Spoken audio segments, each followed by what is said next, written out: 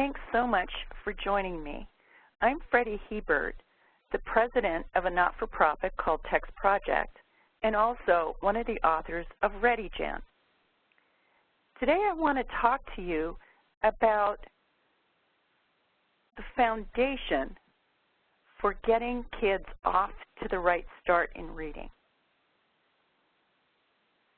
And I'm going to make 3 points about building this foundation. And I want to be clear that these 3 points, all of which are expressed in ReadyGen, aren't just some newfangled ideas that people have had. These 3 ideas come from very solid understandings of how students become engaged and powerful readers throughout a lifetime. We've had incredible opportunities over the last decade. The digital world has created new demands on us as teachers and on our students, but it's also allowed for lots of new understandings about how students read and about text. And why am I saying that? Because when you digitize lots and lots of text, you begin to understand much more about what's involved in the reading process. So let's begin with the first idea. The first idea is that knowledge, getting knowledge from text and meaning making is an absolutely essential part of the reading process. Now, of course, knowing how to read, having concepts about word and recognizing words is essential. So if you're not recognizing words on your own, you can get information from text through listening, but you're really not reading. And our fundamental goal is proficient reading. But at the same time, we know that having concepts about the world and knowing that books are a place in which you can develop those concepts is absolutely essential. So here I've got 4 illustrations of different kinds of concepts that appear in children's books.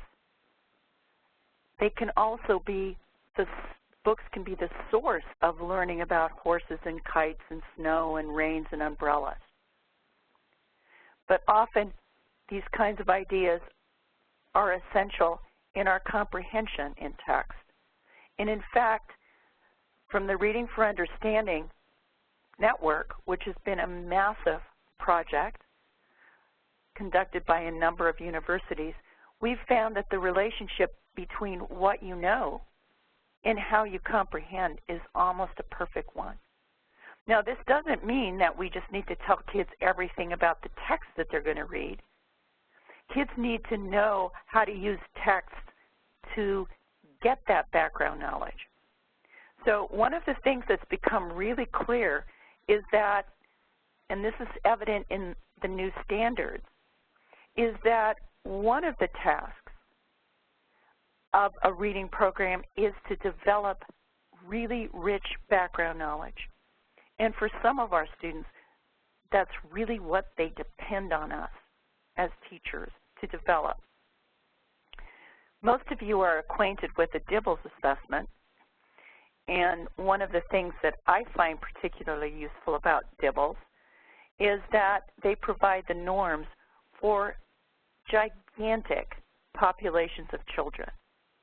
So let's take a look here at students in grades 1, 2, 3, 4, 5, and 6, and students at the 10th, those are the students in blue, the 25th and 50th percentiles. And remember, this is an oral reading followed by a comprehension task. So we can get a good sense of how students are doing in their accuracy. And I've only provided the bottom half because these are the kids who really, really depend on schools to become highly literate. The point that I want to make here is that even in first grade, it turns out that students at the 10th percentile can recognize the majority of the words, and students at the 25th percentile are actually at about 85%, which Steve Stahl predicted was enough to at least make some meaning of text. And students at the 50th percentile are almost reading all the words. And you see that by the end of second grade, the students at the 25th percentile are even higher. They're almost at 98, 97%. And then things level out. And you see the kids here in the 10th percentile never get much higher than, about 92, 93%. This is going to be significant for the next point that I'm going to make, which has to do with assessment and the critical role of assessment. But the point that I'm trying to make here is that kids' comprehension is lagging far behind their word recognition. So this is one of the understandings that we've come to. Now, please don't misinterpret. If you can't recognize the words, you're not reading on your own. And that's an essential goal of what we're doing. But the point that these data are making, and that we often don't talk about, is that even though our interventions after second or third grade often focus on decoding, it turns out that the accuracy levels are high. Now, mind you, the automaticity or fluency levels aren't that great for some of the kids in the 10 and 25th percentile. But it's not a matter of simply teaching word recognition. It's also a matter of attending to what students are reading. Now, I'm going to just pause for a minute here while I drink some of my honey tea, because if you've never heard me before, you don't know that I have a cold. But the point that I'm making here is, yes, we've actually done a very good job of teaching word comprehension, of word recognition, but it's comprehension where our students continually, even into the 6th grade here, you see that the 6th graders and 5th graders have just now gotten to be about 50% on the comprehension at the 50th percentile. So, in fact, it's comprehension that we really also need to be attending to, together with word recognition. Now, one of the ways we can frame this is what's in the foreground and what's in the background. So here I've taken my Christmas cactus, and I've shown it in the foreground with this beautiful painting in the background. And this is what I'm talking about in terms of the dance or the balance between word recognition and comprehension. Often, especially for students who haven't had a lot of school-like literacy experiences at home, we've put word recognition in the foreground.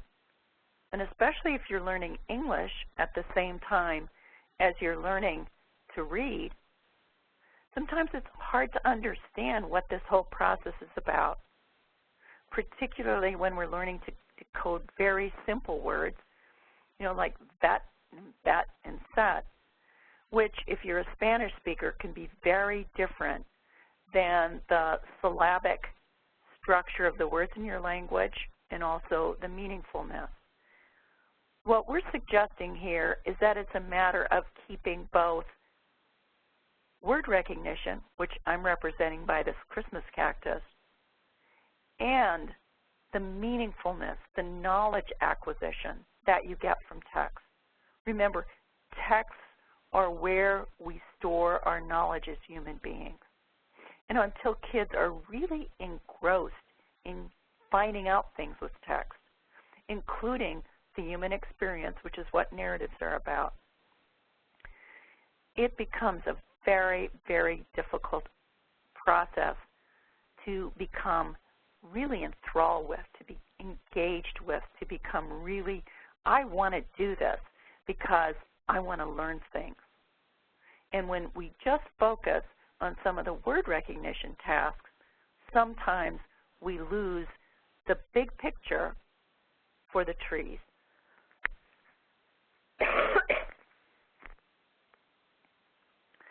Okay, so what we do in ReadyGen is keep this dance or balance between word recognition and meaningfulness present from the very start.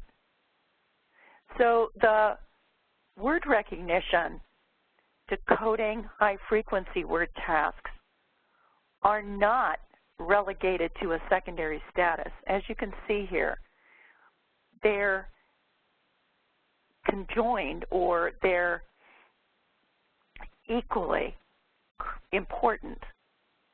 But we also are saying there's a major commitment here to involving students, including those who aren't highly proficient with decoding and high-frequency words when they come into school. We want them to be engaged with text that's meaningful and that they can learn from. And I want to point out that central to the ReadyGen process in small group and as well as in large group instruction, we continue to use the foundational scope and sequence that has been field tested over time and shown to be highly effective. So the skills and the opportunities to develop those skills are present in ReadyGen in numerous ways. The point that I'm trying to make is so too are opportunities to engage in the meaning-making and knowledge construction that comes with text. So there are lessons within the whole class activities, and there are also numerous small group opportunities to develop proficiency with the foundational skills. Foundational skills are, without those, you're not ever going to be a good reader. But what we're saying is we're embedding and we're integrating skills as well as opportunities to construct meaning and also to get knowledge from text. That's an important thing in the digital global age. It's all about knowledge at this point. But what I want to point out here, the purpose of this slide, is to show you that there are numerous ancillary components, just as you've seen in previous core reading programs from Pearson. There are enormous opportunities. Picture cards, which for kids who are English language learners or who come from communities where their experiences have not been rich in terms of school-like knowledge. High-frequency word cards, kindergarten student readers. I'm going to come back to the opportunity to develop foundational skills online, because that's another plus that we get from the digital age. We can help kids and fine-tune the opportunities that they're getting with skills in digital environments in game-like situations. But there's, I'm just wondering if I actually had missed one of the slides. I think that these phonics activity mats, letter tiles, alphabet cards, decodable and practice readers, sound spelling cards, everything is there. And it's in relation and in conjunction with texts where kids are reading interesting content and learning things. And I really want to focus. Now, this is from a higher grade than what we're talking about here in K1-2, but keep remembering, once you get beyond grades 2, the notion of words that take on different meanings, multisyllabic patterns, and the morphology or word families like pitch, picture, or underlining and underlined, those kinds of words. Also, that knowledge is really, really critical to proficient readers. So foundational emphasis in ReadyGen doesn't stop with grades K1, 2, but I want to point out that the exercises in the online digital games are appropriate for the K2 scope and sequence of skills. I didn't happen to have a slide of that, so I'm just showing you that there are some really fun ways in which kids can have opportunities to do more reading and to focus on particular skills. And I want to point out here that these aren't skills just in isolation, but kids are reading, constantly reading text in these situations where they're practicing skills. And another way in which we support students, remember if we want support for our different tiers, is that we also have an intervention that's focused specifically on particular kinds of skills. One pause here while you take a look at this.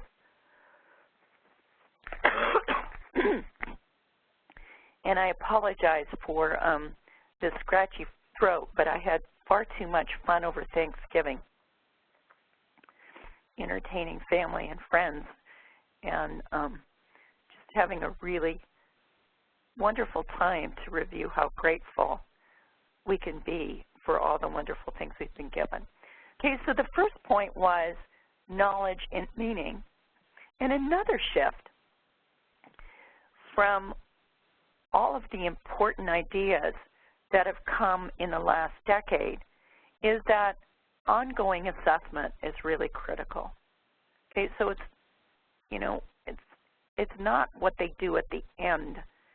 We can actually help determine the end game, you know, those final assessments that seem to be important to our policymakers, but we can keep using episodes within our instruction and within kids' learning to actually determine what is up for them next.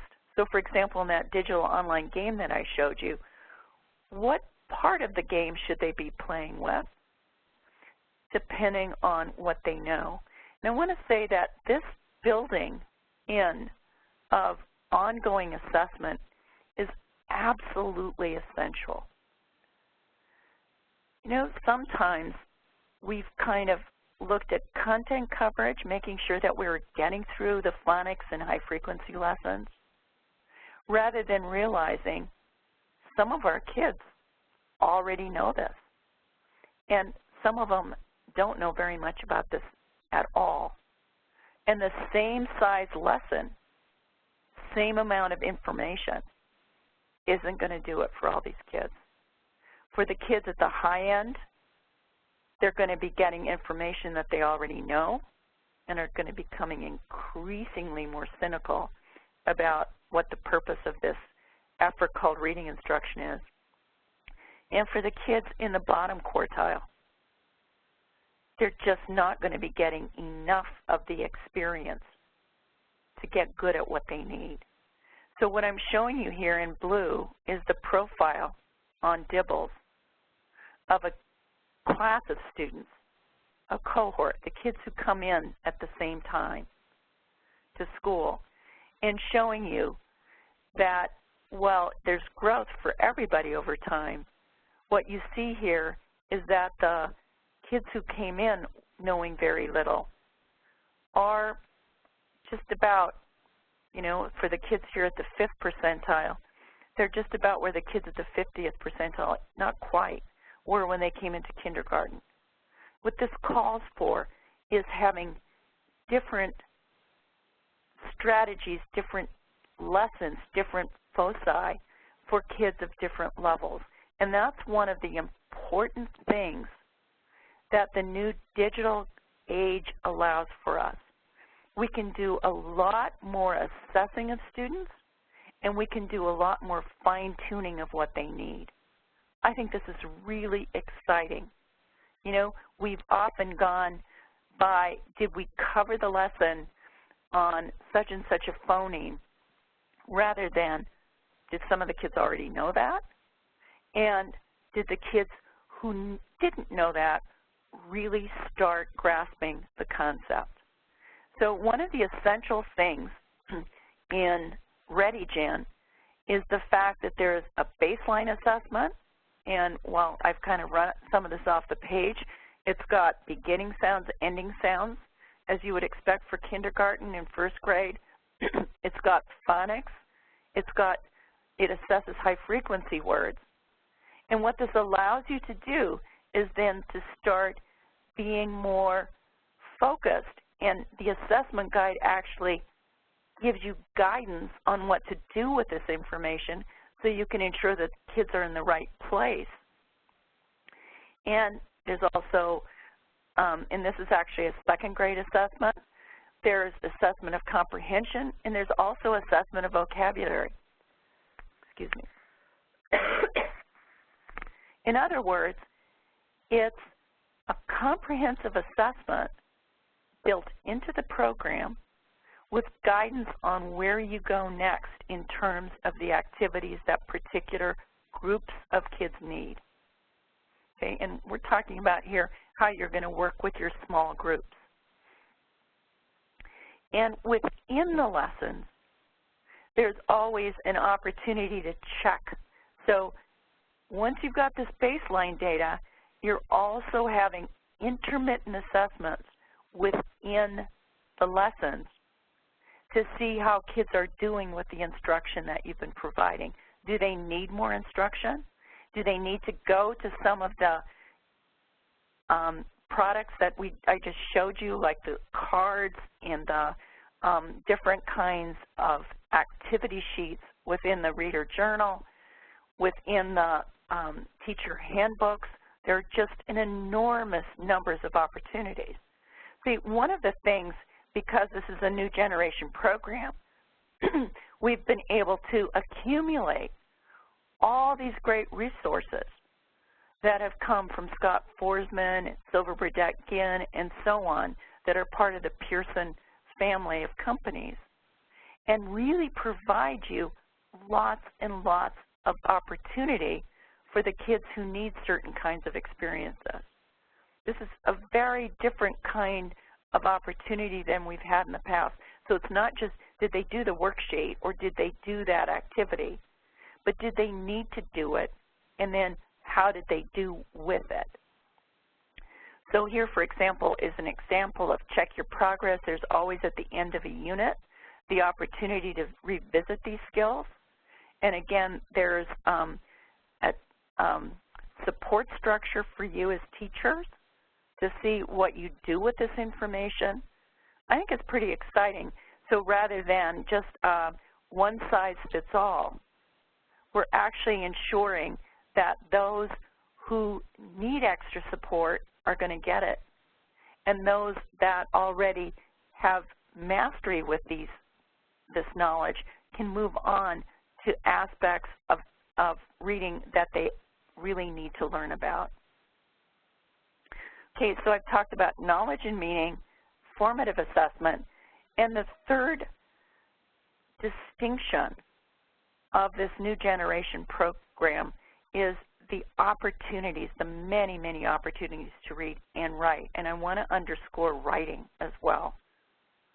I'm not today emphasizing the writing activities in ReadyGen as much as I am the reading, but keep remembering that a primary way, especially for kids in the bottom quartile, the bottom half, to get into reading is to test what they know about letters and sounds as they write. So writing is an essential part of what kids are doing in this program. But I just mentioned that because it's a new generational program and because now books are resourced in digital venues, even if the text is a paper text for you, it can be stored and cataloged in ways that we couldn't in the past when we didn't have these resources. So that means you've got access to just a vast, vast library of books. And what we know is that kids don't learn to read with a single book a week. They need several, 5 to 6 to 7 books every single week. and we're providing those books in ReadyGen at lots of different levels. So as you can see here, there are books that are on level, and keep remembering that the anchor text or the trade books are ones that kids are having access to as a knowledge building and meaning making process.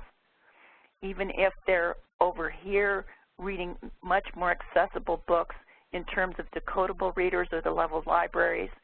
We've also got the sleuth, which are short articles, and remember that learning to read magazine articles is a really critical part of reading.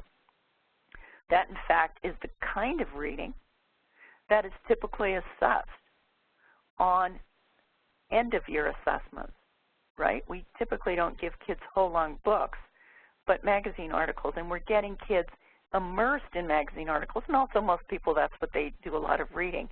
And don't forget independent reading, where we're ensuring that kids have access to the level text library, lots of decodable text. And here's an example with ReadyGen in one unit in grade 1, and the one arm that I didn't put here was independent reading. So you've got a large collection of level books, decodable books. The text collection has numerous opportunities. You've got the games that allow kids to use the words and use the information that they're accumulating about words in that context.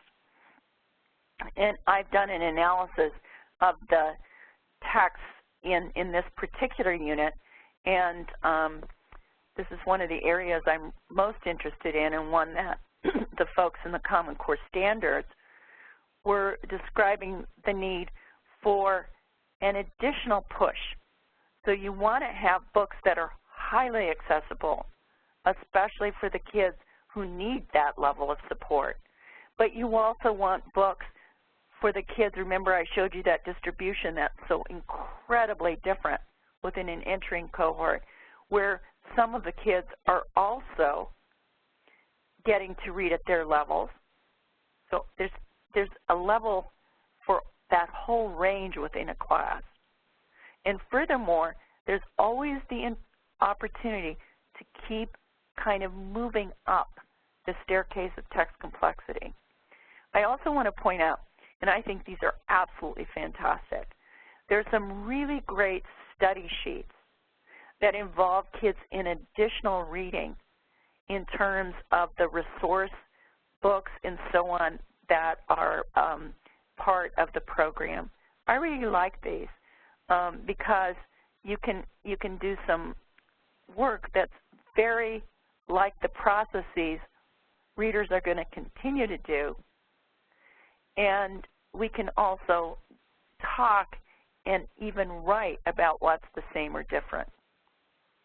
I mentioned the critical role of writing, and as I want to emphasize, the relationship of word recognition to writing at the beginning grades is absolutely essential.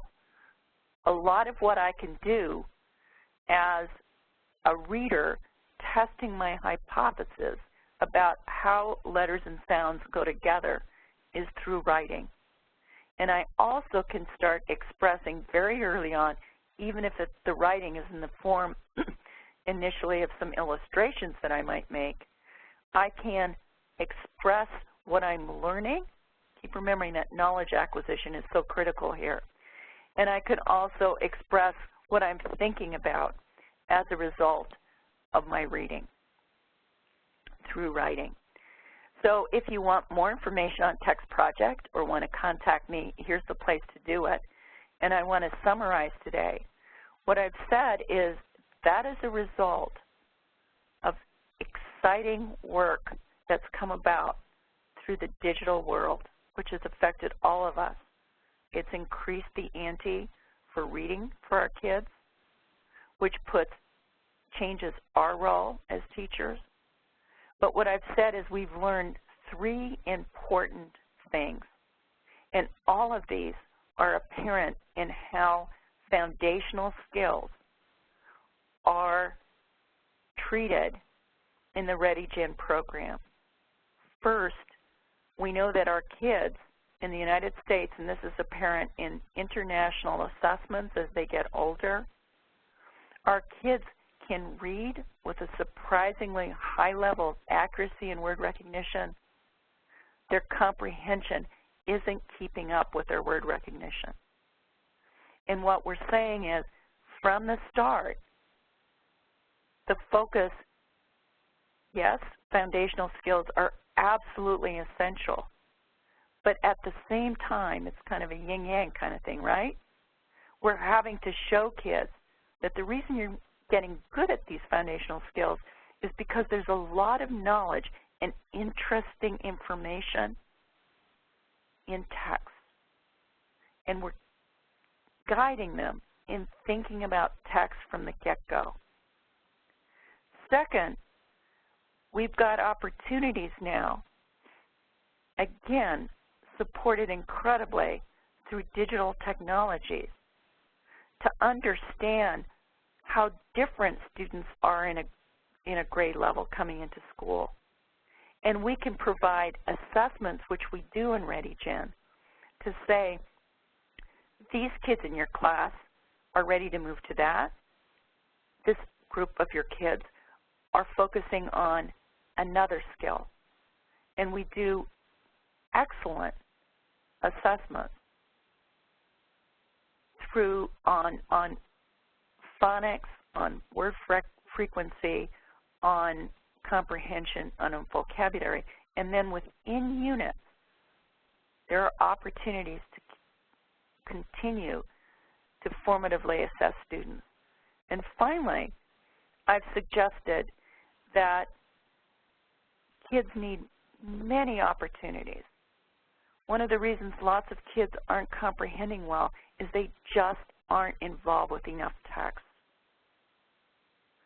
And in ReadyGen, we've provided you with a plethora of interesting text that covers the gamut in terms of challenge to accessibility that's evident in a cohort of students. I hope that you enjoy this program and get to know it, and do let me know if there are additional questions. Thank you very, very much for your time.